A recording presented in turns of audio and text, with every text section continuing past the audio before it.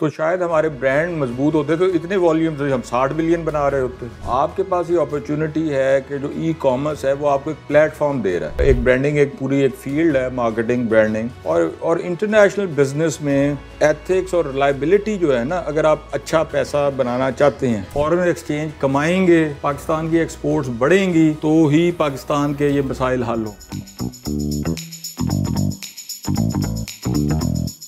एक तो ये चीज़ है ना कि आप अपना चीज़ों का वॉल्यूम बढ़ाएं आपके एक्सपोर्ट में, लेकिन एक और इम्पॉर्टेंट चीज़ भी तो ये है ना कि ये जो हम बेच रहे हैं, जिस पे शायद हम बेच के 20 बिलियन बना रहे हैं, हाइपोथेटिकल नंबर दे रहा हूँ आपको, तो शायद हमारे ब्रांड मजबूत होते तो इतने वॉल्यूम से हम 60 बिलियन बना रहे होते। अब पाकिस्तान में ब्रांड्स उस तरह क्यों नहीं बन सके ओवर द ईयर्स, ये एक लंबी डिबेट है। लेकिन ये जो ई कॉमर्स है, मैं जो बात मुख्तसर कर रहा हूँ, देखिए पाकिस्तान में बड़े बड़े ये इंडस्ट्रियलिस्ट ये लार्ज स्केल मैन्युफैक्चरिंग करते हैं, लेकिन वो कहते हैं जी ये हमारी फील्ड नहीं है, हम तो उनकी सप्लाई।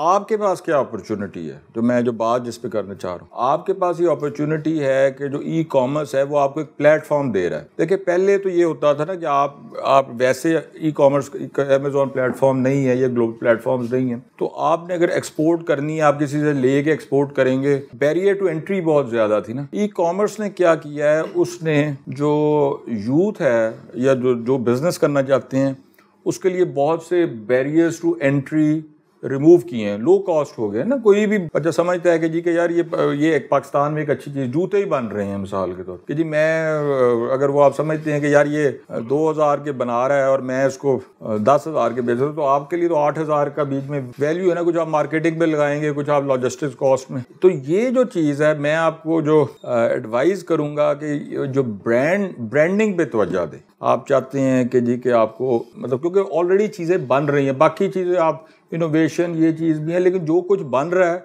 उससे भी आप कहीं ज़्यादा वैल्यू क्रिएशन कर सकते। तो ब्रांडिंग के लिए एक पूरी एक फील्ड है, मार्केटिंग ब्रांडिंग। एक कोका कोला आपके सामने कैन पड़ा हो, अब तो मुझे नहीं पता कि दुनिया का सबसे बड़ा ब्रांड क्या है जो वैल्यू के हिसाब से, लेकिन कुछ साल पहले तक कोका कोला होता। अब कोका कोला का ग्लास पड़ा होगा आपके सामने, बॉटल पड़ी हुई है और एक बॉटल है जिसके आगे कुछ नहीं लिखा, मटेरियल वही है अंदर। सिर्फ वो जो कोका कोला का वो जो डब्बा है, कैन है, उसके लिए शायद आप डबल द प्राइस देते हैं। तो साइकोलॉजिकली आप ये देखें ना, तो किस चीज़ के आप पैसे, ब्रांड के आप पैसे दे रहे हैं। शायद वो जो ब्रांड के बगैर कोका कोला बिल्कुल वही हो, आप पिए, आपको शायद मेंटली वो मज़ा ही ना आए, आप कहें यार कोई फ़र्क है। लेकिन जो बड़ी एक इंपॉर्टेंट चीज़ होती है ना, वो ये एक लंबी फी, आप इंटरनेट पे ये कोर्सेज वगैरह तो पढ़ सकते हैं, कोई आजकल मतलब जो यूनिवर्सिटीज़ में एजुकेशन पढ़ाई जाती है आप भी एक्सेस तो कर सकते हैं।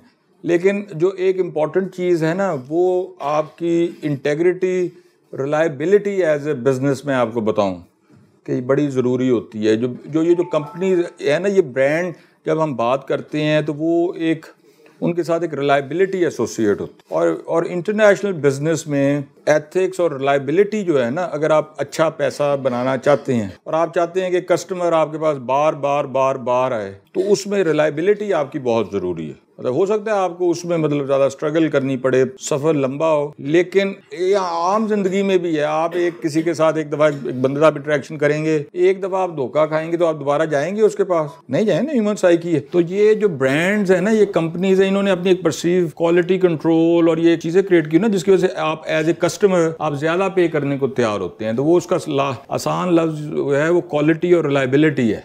तो ब्रांड, तो ये जो चीज़ है ना, जो बिजनेस एथिक्स हैं वो भी बड़े ज़रूरी हैं। और आप ये देखेंगे कि अगर आप उसमें जो सफ़र शायद आपका थोड़ा स्लो हो, क्योंकि ब्रांड का एक प्रोसेस होता है, मतलब तो लेकिन जनरल तो आप देखें हर कोई ई कॉमर्स जो है, जब ये भी गवर्नमेंट ने उस वक्त इनिशिएटिव लिया था, पुश किया था, तो ये चीज़ें हुई ना। वो ये है कि आपकी शायद तवक्का ज़्यादा हो, उससे चीज़ें जो हैं वो स्लो पेस पे हों। लेकिन जो इस वक्त मुल्क के मसाइल हैं, हर एक को पता है, फॉरेन एक्सचेंज कमाएंगे, पाकिस्तान की एक्सपोर्ट्स बढ़ेंगी तो ही पाकिस्तान के ये मसाइल हल हों। तो इस वक्त फिजिकल डेफिसिट क्या है? सिंपल है ना कि हमारी इंपोर्ट ज़्यादा हैं, एक्सपोर्ट्स कम है। तो उसमें जो ई कॉमर्स है या उसके जो एनेबलर्स हैं, ये सारी चीज़ें जो फैक्टर्स हैं, वो सर्टनली एक गवर्नमेंट की प्रायोरिटी है। ये कि मुझे बड़ी खुशी हुई है कि आप लोगों को, इतने लोगों को देख के मैं एक्सपेक्ट नहीं कर रहा था, तो इससे मुझे, ऐसे उसको मैं कभी कभी फॉलो तो करता होता हूँ, तो मुझे थोड़ी खुशी तो होती है कि मेरे छोटे से कोई अगर माइनर सा भी कंट्रीब्यूशन है तो उससे चले पाकिस्तान के बच्चों की ज़िंदगी में कोई मुस्बत तब्दीली हो। तो हम जो पब्लिक सर्विस में होते हैं उनके लिए यही काफ़ी होता है कि आप जब देखते हैं कि आपका कोई छोटा सा स्टेप था, उससे किसी की ज़िंदगी में तब्दीली। तो आप लोगों का बहुत बहुत शुक्रिया जी।